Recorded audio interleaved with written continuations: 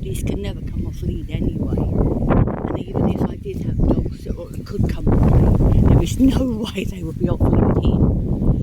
Because there's baby birds around. We've had, it's just, I don't know if you can hear them, the wind's blowing it out, but the whole place is alive with birds on. And people enjoying it.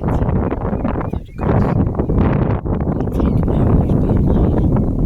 And they come in and look at them. Oh, it's been fabulous.